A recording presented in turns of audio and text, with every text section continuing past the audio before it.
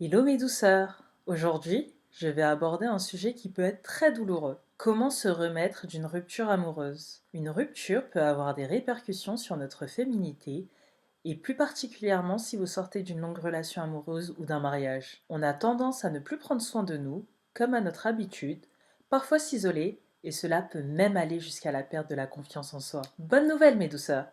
Si vous écoutez cette vidéo, cela prouve que vous souhaitez sortir la tête de l'eau, et je vais vous y aider. Petit aparté, il est important de vous laisser le temps de traverser les 5 étapes du chagrin de Kübler-Ross, en passant tout d'abord par le déni, qui se caractérise par l'incompréhension et le rejet total.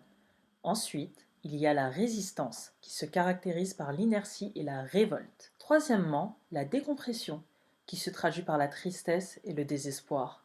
Pour continuer, la résignation, qui se traduit par l'absence d'enthousiasme et de conviction. Et pour terminer, l'intégration, avec une acceptation totale de la situation de rupture. Si vous ne vous laissez pas assez de temps pour parvenir à l'étape de l'acceptation de la fin de votre relation, vous risquez de sombrer et de faire des actions irréfléchies. Il vous faut du temps pour identifier ce qui n'allait pas dans la relation. Si vous ne faites pas ce travail, vous risquez de fréquenter à nouveau le même type d'homme qui visiblement ne vous convient pas et vous vous retrouverez dans les mêmes situations. Donc assurez-vous de prendre du temps pour penser vos plaies. Nous pouvons maintenant aborder les différentes étapes qui vous permettront de retrouver le sourire. Premièrement, vous devez vous occuper de votre bien-être émotionnel. Beaucoup de femmes font le choix de commencer par un travail de transformation physique après une rupture. Mais il est courant de ressortir d'une relation amoureuse avec une estime de soi au plus bas, surtout si votre compagnon était narcissique, infidèle et j'en passe. Vous vous retrouvez sûrement dans une situation inconfortable, où vous vous percevez différemment de manière inconsciente, même si vous n'êtes pas à l'origine du problème. Je vous conseille de commencer par un travail mental, un travail en profondeur pour retrouver votre confiance. Commencez par lire ces livres qui vous aideront à aller mieux.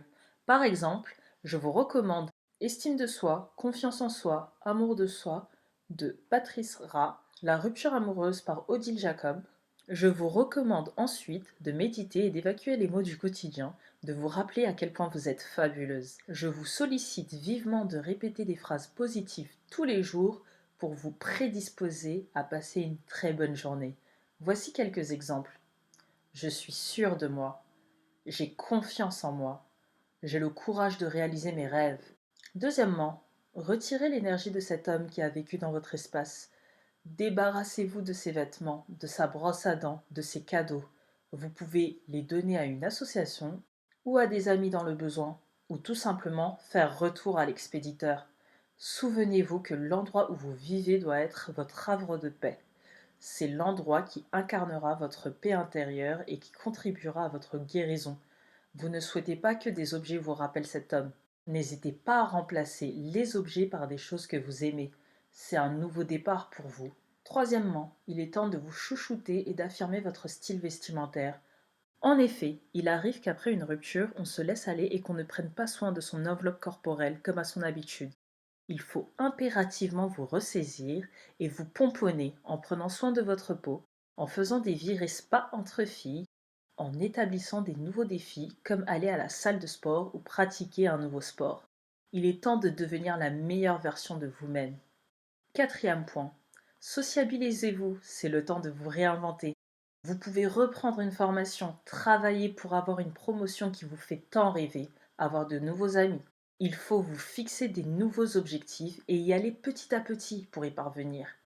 D'ailleurs, il peut arriver que certaines femmes construisent leur personnalité autour de leur partenaire. Après une rupture, vous pouvez être perdu et ne pas savoir qui vous êtes. Vous devez apprendre à vous battre pour ce que vous aimez, faire des choses qui vous plaisent et qui vous passionnent et qui vous rendent singulière afin de retrouver votre identité.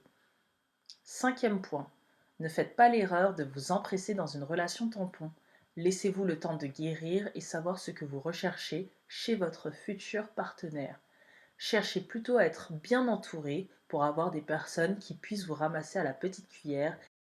Avant de vous quitter, mes douceurs, s'il vous plaît, ne vous abaissez pas à envoyer des messages subliminaux sur les réseaux sociaux.